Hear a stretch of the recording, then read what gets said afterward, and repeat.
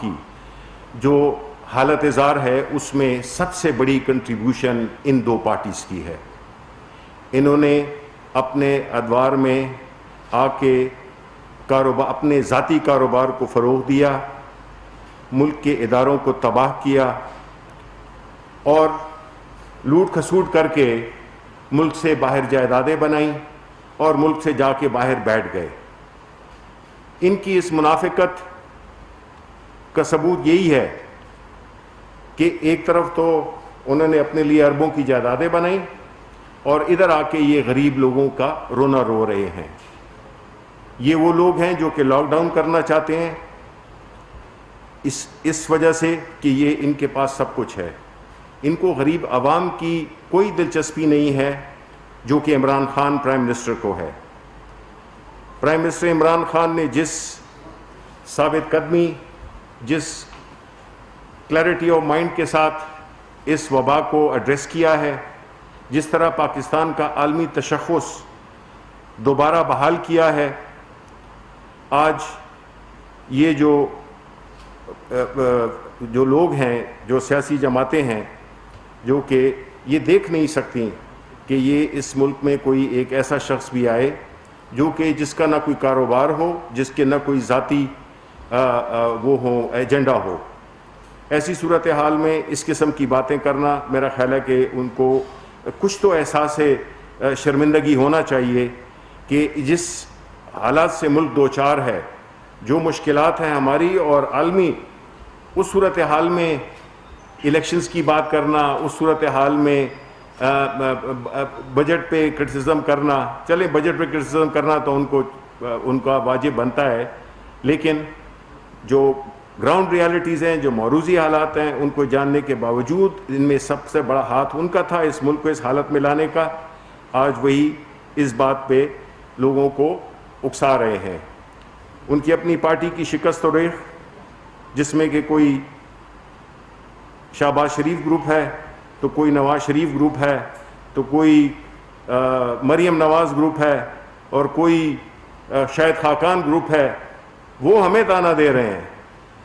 ہم عمران خان کی قیادت میں جتنی بھی پارٹی ہے وہ بالکل ایک سٹینڈ کے ساتھ، ان کے ساتھ مکمل یکجہتی، ان کے ساتھ پوری سپورٹ، اور ہم یہی سمجھتے ہیں کہ اس ملک کا اگر کوئی نجات دہندہ ہے وہ ہے پرائم منسٹر عمران خان، اور وہی اس ملک کو اسی بلندیوں پہ لے جائے گا جس کی کہ یہ ملک بنا تھا، جس کے لیے کہ یہ ملک اس کا حقدار ہے. تو میں ریکویسٹ کروں گا کہ بجٹ پہ چونکہ باتیں ہوئیں تو ہمارے جو انڈسٹریز کے منسٹر ہیں جن نے کہ بجٹ میں بڑے پیش رہے ہیں، انہوں نے بجٹ پیش بھی کیا تھا، تو وہ ذرا بجٹ کے حوالے سے بھی آپ کو اور عوام کو آگہی دے دیں. بسم اللہ الرحمن الرحیم. بسم اللہ الرحمن الرحیم. شکریہ شکریہ بھائی. سب سے پہلے تو یہ کہ آج اپنی روایت کو قائم رکھتے ہوئے دوبارہ اپوزیشن نے بجٹ کو رد کہا کہ ہم کریں گے. پچھلی دفعہ بھی کہا تھا اور مجھے سمجھ نہیں آئی کہ آج انہوں نے کس چیز کو رد کیا. اس بجٹ میں تو کوئی نئے ٹیکسز لگائے ہی نہیں گئے، بلکہ قسم قسم کی ریلیف دی گئی. قسم قسم کے ٹیکسز کو، ود ہولڈنگ ٹیکسز کو، کسٹمز ڈیوٹیز کو، ان کو ختم کیا گیا. تو کس چیز کو رد کر رہے ہیں وہ؟ کیا اس بات کو رد کر رہے ہیں کہ حکومت نے کوئی ٹیکس نہیں لگائے اور ان کو مایوسی ہوئی کہ وہ پوائنٹس کو نہیں کر سکے؟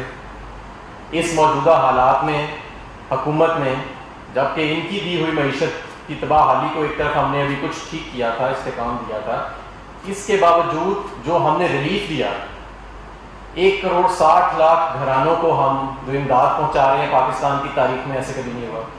30 لاکھ چھوٹے کاروباروں کے جو ہم نے بجلی کے بل معاف کیے، کیا اس کو رد کر رہے ہیں؟ یہ جو لاکھوں کاروباروں کو اسٹیٹ بینک کی فیسلٹی کے ذریعے ان کے جو قرضے تھے ان کو آگے ریسکیڈول کر دیا گیا، ان کو ڈیفر کر دیا گیا ان کے پرنسپل کو، کیا اس چیز کو یہ رد کر رہے ہیں؟ این ڈی ایم اے نے بجلی کی طرح جو کام کیا اس کرائسس کے اندر، صحت جو ہے وہ صوبوں کے پاس ہے، اس کے باوجود این ڈی ایم اے نے لاکھوں کی تعداد میں امداد صوبوں کے ہسپتالوں کی دہلیز تک پہنچائی. کیا اس چیز کو رد کر رہے ہیں وہ؟ تو کس چیز کو رد کر رہے ہیں بھائی؟ بجٹ میں تو ٹیکس ہی کوئی نہیں ہے. یہ آپ کو یاد ہوئے گا کہ جب یہ بجٹ میں پڑھنے لگا تھا تو ابھی بجٹ ٹیبل نہیں ہوا تھا. بجٹ ایک سیکرٹ ڈاکیومنٹ ہوتا ہے. اس سے پہلے انہوں نے وہ اٹھا لیے تھے کہ ہم بجٹ کو رد کرتے ہیں. ابھی بجٹ پڑھا ہی کسی نے نہیں تھا. تو یہ ایک روایت بن گئی ہے ان کی پولیٹیکل پوائنٹ اسکورنگ کی. اور میں امید کرتا تھا کہ اس مرتبہ تو کم از کم ملک اس وبا میں ہے, لوگ ہماری طرف دیکھ رہے ہیں, یہ ذمہ داری کا ثبوت دیں گے. لیکن لگتا ہے ایسے ہے کہ جس طرح شبلی بھائی نے کہا کہ ان کو صرف اپنے سرمایہ کی فکر ہے, ان کو صرف اینارو چاہیے. پیٹرول پرائسز کے اوپر بات ہوئی. ایک صاحب نے یہ کہا بڑے جوش میں آ کے کہ جی حکومت نے ٹیکسز لگا دیے پیٹرول کے اوپر. اور بھائی جا کے دیکھ تو لو, جب یہ قیمت نیچے گئی تھی تو پی ڈی ایل 30 روپے ہم نے کیا ہوا تھا پیٹرول پہ, اور 17% سیلز ٹیکس کی شرح تھی. آج جب یہ قیمت گئی ہے اوپر تو آج بھی وہی ہے, اتنا ہی پی ڈی ایل ہے اور اتنی ہی شرح سیلز ٹیکس کی. یہ جو قیمت اوپر گئی ہے یہ بین الاقوامی منڈی میں تیل کی قیمت اوپر جانے کی وجہ سے گئی ہے. جتنی تیزی سے تاریخ میں کبھی اتنی تیزی سے تیل کی قیمت نیچے نہیں آئی, اور اسی لیے پاکستان میں ہم نے ساری ریلیف آگے فراہم کی. کوئی اور خطے میں دنیا میں ایسا ملک نہیں ہوئے گا جس نے اتنا زیادہ تیل کی قیمت کو کم کیا جتنا ہم نے کیا ہے. اور بین الاقوامی منڈی میں بہت تیزی سے تیل کی قیمت واپس اوپر گئی. آپ نے دیکھا کہ وہ یہ $20 کے قریب ہو گئی تھی. برینٹ کی قیمت جو ہم لگاتے ہیں وہ $43 ہو گئی, دگنی ہو گئی. تو یہاں پہ بھی وہ قیمت بڑھنی تھی. ان کے دور میں نہیں بڑھی تھی. 2014 کے اندر 35 روپے ایک ہی مہینے میں بڑھ گئی تھی جب عالمی منڈی میں قیمت گئی تھی. عمر ایوب صاحب نے مہینہ بھی بتایا اپنی تقریر میں پارلیمنٹ میں کہ یہ کب ہوا تھا. تو ضرورت اس وقت یہ تھی کہ یہ پولیٹیکل پوائنٹ اسکورنگ نہ کی جاتی, ذمہ داری کا ثبوت دیا جاتا. لیکن میرا خیال ہے کہ وہ عادت سے بھی مجبور ہیں اور وہ اپنے مفادات سے بھی مجبور ہیں, اور انہوں نے اس وقت قوم کا نہیں سوچا اور کسی اور طرف دیکھا. الحمدللہ ہم جس حکمت عملی سے ہم نے کام لیا اس وبا سے ڈیل کرنے کے لیے, آج آپ دیکھیں اپنے ارد گرد دیکھیں جو ممالک ہیں وہاں پہ ہندوستان میں کیسز کس طرح بڑھ رہے ہیں. ہم سے کہیں زیادہ تیزی سے کیسز بڑھ رہے ہیں. 100 ہزاروں کی کیسز میں روزانہ کی تعداد میں وہاں اموات بھی ہوئی ہیں. امریکہ میں جا کے دیکھیں کیا الحمدللہ یہاں پہ بڑھ رہے ہیں کیسز اور سارا کچھ ہے, لیکن ایک بہتر حکمت عملی اپنائی گئی جس سے معیشت جو ہے اس کے اوپر جو نقصانات ہیں اس کو بھی منیمائز کرنے کی کوشش کی گئی, اور وبا کو بھی سمارٹ لاک ڈاؤن کے ذریعے کنٹرول کرنے کی کوشش کیا گیا, اپنے لوگوں کی غربت کو سامنے رکھتے ہوئے, ان کے وسائل کو سامنے رکھتے ہوئے, اپنے ملک کے وسائل کو سامنے رکھتے ہوئے. بہت شکریہ.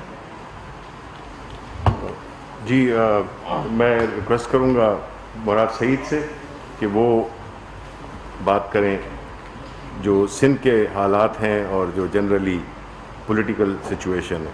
جی بسم اللہ الرحمن الرحیم. شکریہ شبلی بھائی.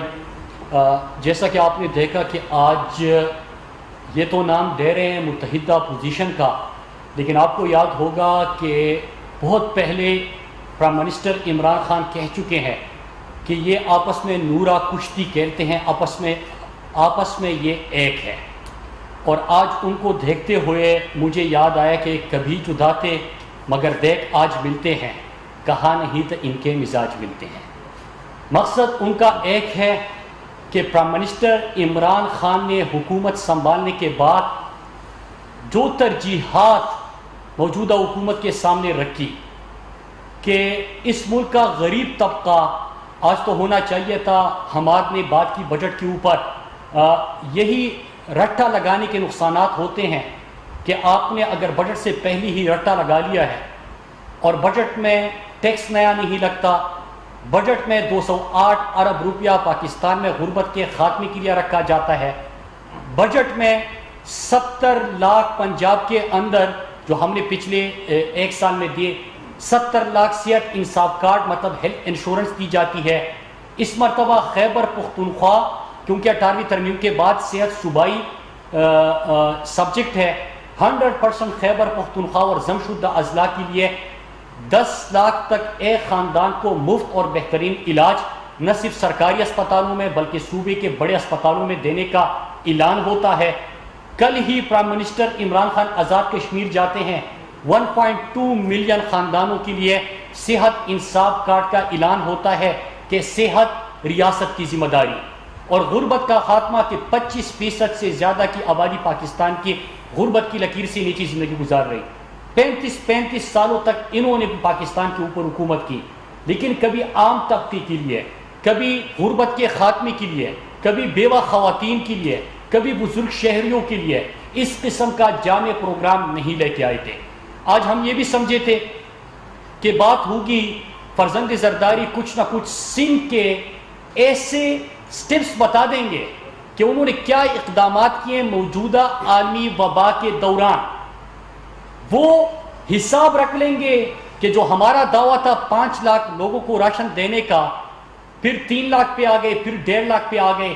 کوئی ڈیٹا آپ کے سامنے رکھ لیں گے کہ انہوں نے بھاشن کے علاوہ کسی کو راشن دیا کہ نہیں دیا.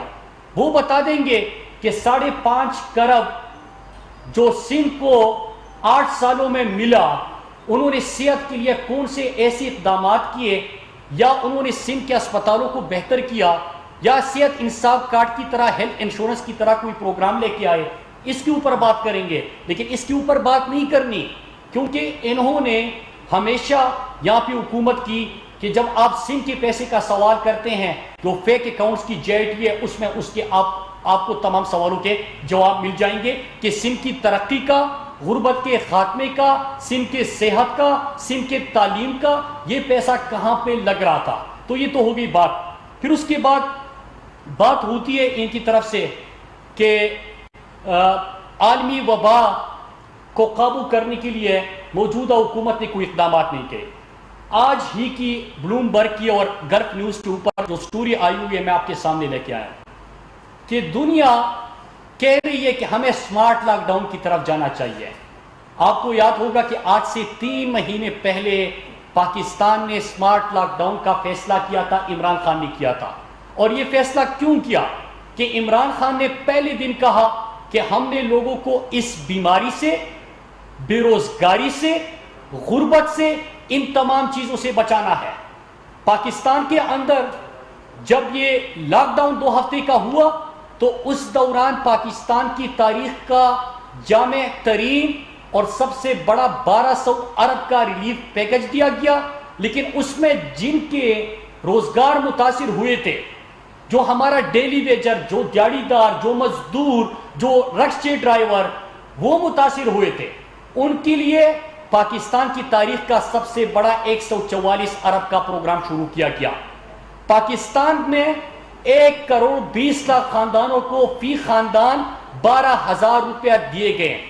تقریباً 33 لاکھ خاندان، اس میں سندھ کے لوگوں کو، کہ 33 لاکھ سندھ کے اندر خاندانوں کو 12,000 فی خاندان دیے گئے.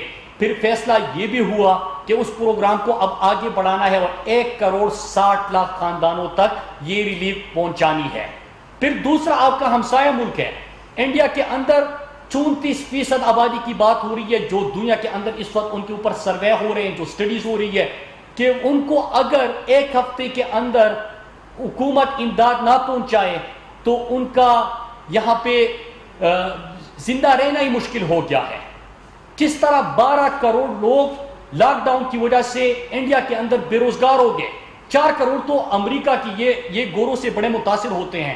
یہ سمارٹ لاک ڈاؤن کی جب عمران خان نے بات کی تو ان کو یہ لگ رہا تھا کہ یہ تو امریکہ کچھ اور کر رہا ہے، اٹلی کچھ اور کر رہا ہے، یہ پاکستان میں کیا فیصلہ ہوا، کیونکہ یہ تو غلامانہ ذہنیت کے مالک ہے، احساسی کمتری کے مالک ہے. آج وہ یہ کہہ رہے ہیں کہ ہمیں اس طرف جانا چاہیے. تو یہ تو ہو گئی جو عالمی وبا کے اوپر بات. پھر اس کے بعد یہاں پہ بات کی گئی عمران خان کی حکومت کی. ان کو دکھ ہے اور دکھ ہوگا بھی. شہباز شریف کی آج بات ہوئی، خواجہ آصف بات کر رہے تھے. یہ خواجہ آصف وہی ہے جس نے وزیر خارجہ رہتے ہوئے اقامہ رکھا تھا. آپ مجھے بتائیں ان کو دکھ کیوں نہیں ہوگا کہ ملک کا وزیر خارجہ ہوتے ہوئے، وزیر دفاع ہوتے ہوئے آپ بیرونی ملک اقامہ رکھ کے 15 لاکھ 20 لاکھ روپے تنخواہ لے رہے ہیں. آپ کس کو خوش کر رہے تھے؟ آپ کس کے لیے کام کر رہے تھے؟ ان کو شرمندہ ہونے کی بجائے یہ آ کے یہاں پہ گفتگو کرتے ہیں. آج شہباز شریف کے حوالے سے بات ہوگی کہ جب وہ آئیں گے، شہباز شریف جب آئے بڑا جشن منایا گیا تھا کہ شہباز شریف آگے، پتہ نہیں کمانڈر سیف گارڈ آ گیا، کرونا کو بگائے گا. پھر اس کے بعد سے کسی نے اس کو نہیں دیکھا. یہ وہی شہباز شریف جو گارنٹر بنے تھے نواز شریف کی. نواز شریف کی پتہ نہیں پلیٹلیٹس گر گئے، پلیٹلیٹس کا کیا ہوگا، آج اگر نہیں گئے تو بڑھ جائے گا، یہ سارے ڈرامے ہوتے تھے. یہ گارنٹر بنے. داماد اس کا مفرور، بیٹا سلیمان شہباز جو کک بیک اسپیشلسٹ تھا وہ مفرور اشتہاری. ان کی اکانومی اگر اتنی ٹھیک کہ ہمارا حماد اظہر ہے، یہ بجٹ پیش کرتا ہے، پاکستانیوں کو فخر ہوتا ہے. لیکن ان کا جو وزیر خزانہ تھا وہ اشتہاری بیٹھا ہوا ہے. تو معیشت کی حالت اتنی ٹھیک تھی تو وہ اشتہاری کیوں بیٹھا ہوا ہے؟ ان کا مفتاح اسماعیل اس کے بعد آیا تھا. اس نے ان کے اکانومی کے اوپر کیا بات کی تھی وہ کسی سے ڈکی چھپی نہیں ہے. اس نے تو حد کر دی, یہ کہا کہ جو پی آئی اے خریدے گا, مطلب نواز شریف نے ملک کے اداروں کا اتنا بیڑا غرق کر دیا ہے کہ جو پی آئی اے خریدے گا اس کو اسٹیل مل مفت میں دیں گے. یہ ان کی اداروں کی حالت تھی. پھر آج ہم سوچ رہے تھے کہ یہ بات کریں گے کہ جو مفرور ہے, اشتہاری ہے, ملک کا پورا پیسہ انہوں نے بیرون ملک جائیدادیں بنائی ہے, اس کو واپس لانے کی کوئی اناؤنسمنٹ ہوگی, اپنے بچے جو مفرور و اشتہاری بنے ہوئے ان کو واپس لانے کی بات ہوگی, قوم سے جتنا جھوٹ بولا اس کے اوپر بات ہوگی. لیکن ان کو دکھ ہے. دکھ کیوں ہے کہ آج پرائم منسٹر عمران خان کی وجہ سے جو خواجہ آصف آج بات کر رہا تھا, یہ جب امریکہ گیا تو اس نے کیا کہا؟ اس نے کہا کہ ہم بڑے لبرل ہیں, یہاں پہ آ کے بڑی دینی بن جاتے ہیں.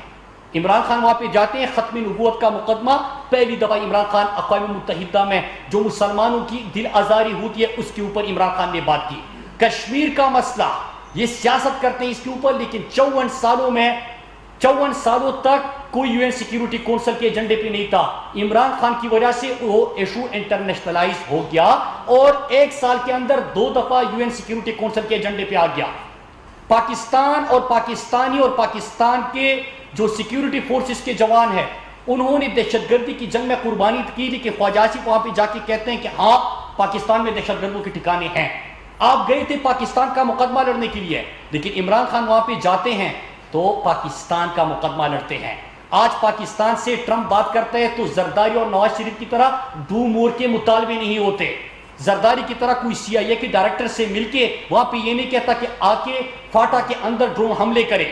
آج عمران خان خودداری سے بات کرتے ہیں, وہاں پہ پاکستانیوں کو فخر محسوس ہوتا ہے, اور اس کا فائدہ کیا کہ پاکستان ٹیررزم سے ٹورزم پہ پہچانا جانے لگا.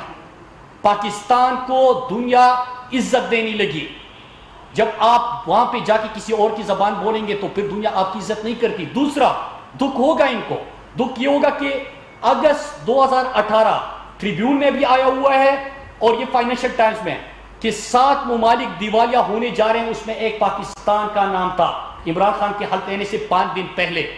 لیکن اللہ کا لاکھ لاکھ شکر ہے کہ آپ تو دیوالیہ بنانے کی طرف جا رہے تھے, آپ تو بیرونی ملک جائیدادیں بنا رہے تھے, اور آپ کو کیا فرق پڑتا جب آپ کا سب کچھ بیرونی ملک ہو. لیکن عمران خان اور پاکستانیوں کا سب کچھ ادھر ہے.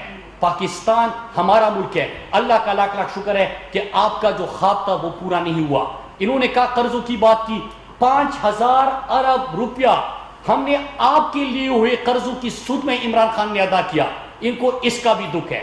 ان کو دکھ یہ ہے کہ جو غریب سڑکوں پہ سوتا تھا, 200 پناہ گاہیں عمران خان نے بنائی, یہاں پہ 5 کیمپ آفیسز تو آپ رکھ رہے ہیں, لیکن بڑے بڑے پرائم منسٹر ہاؤس میں رہ رہے ہیں, لیکن غریب جو سڑکوں پہ سوتا تھا بڑے شہروں کے اندر, اس کی آپ کو پرواہ نہیں تھی. آپ کو اس کی تکلیف کا احساس نہیں تھا کہ جو دیہڑی دار, جو مزدور, جو بڑے اسپتال کی طرف اپنے پیاروں کے ساتھ آئے ہوئے ہیں بڑے شہروں میں, ان کے لیے رات کا کیا ہوگا, اس کا آپ نے نہیں سوچا, عمران خان نے سوچا. پھر اس کے بعد آپ کو اس چیز کا بھی دکھ ہے کہ صحت ہیلتھ انشورنس کا جو میں نے پروگرام آپ کو بتا دیا کہ پورا خیبر پختونخوا, جمشید اضلاع, آزاد کشمیر, 70 لاکھ پنجاب کے اندر یہ پروگرامات آپ لے کے آ رہے ہیں. پھر ان کو ایک اور دکھ ہے جو کہ انہوں نے این سی سی کی میٹنگ میں فرزند زرداری کا جو مراد علی شاہ ہے, اس نے این سی سی کی میٹنگ میں خدشے کا اظہار کیا کہ پروگرام پروجیکٹس بہت دیے گئے, 10% ہم نے احساس کے اندر سندھ کا کوٹا بڑھا دیا. مطلب یہ کہ غربت سندھ کے اندر بہت زیادہ ہے, لہٰذا ہم نے 10% کوٹا بڑھایا. اس کے اوپر ان کو خوش ہونا چاہیے, لیکن مراد علی شاہ کو یہ دکھ ہوتا ہے کہ یہ ترقیاتی کام, یہ جو غربت کے خاتمے کے پروگرامات, یہ عمران خان کیوں کر رہا ہے؟ کیونکہ ان کو تو ڈائریکٹ پیسہ چاہیے, پیسہ آئے گا تو فیک اکاؤنٹس میں جے آئی ٹی جو آپ بنی تھی ادھر جائے گا. پھر ان کو ایک اور چیز کا بھی دکھ ہے کہ اس وقت پاکستان کے اندر جتنے بھی ادارے ہیں ان کو عمران خان نے نہ صرف ان کے خسارے کم کیے بلکہ اس میں ریفارمز آ رہے ہیں. آپ دیکھیں کہ پاکستان کا نام ان کے دور میں کسی بھی ادارے کے ساتھ لگا تھا وہ تمام خسارے میں. پاکستان سٹیل مل خسارے میں, زرداری لے کے گیا اور نواز شریف کے دور میں بند ہو گیا. پاکستان انٹرنیشنل ایئر لائن خسارے میں, پاکستان پوسٹ خسارے میں, پاکستان ریلویز خسارے میں. غرض یہ کہ کوئی بھی ادارہ پاکستان کا نام جس کے ساتھ لگا ہوا تھا وہ خسارے میں چلے گئے. آج عمران خان کی وجہ سے ریفارمز ہو رہے ہیں اور آپ کی ادارے اوپر جانا شروع ہو گئے ہیں. پھر اس کے بعد ایک اور بات کی گئی بجلی اور گیس کے حوالے سے، اور خواجہ آصف کو اس کا بہتر اندازہ ہوگا کہ 2013 میں جب ان کی حکومت بنی تو 480 ارب کا بڑا فراڈ اور کیس آپ کو یاد ہوگا میرے دوستو، کہ بغیر آڈٹ کے 480 ارب روپیہ آئی پی پیز کو دیا گیا.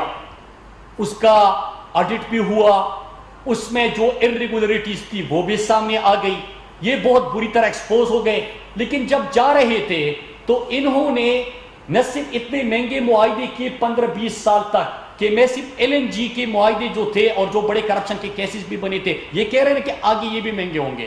ان کو زیادہ پتا ہوگا کہ اس وقت جو دنیا کے اندر LNG مل رہی ہے اس سے ڈبل کی تعداد، ڈبل سے ذرا دگنے سے زیادہ اس وقت پاکستان جو ہے تقریباً 3 گنا پاکستان اس کے ادا کر رہا ہے.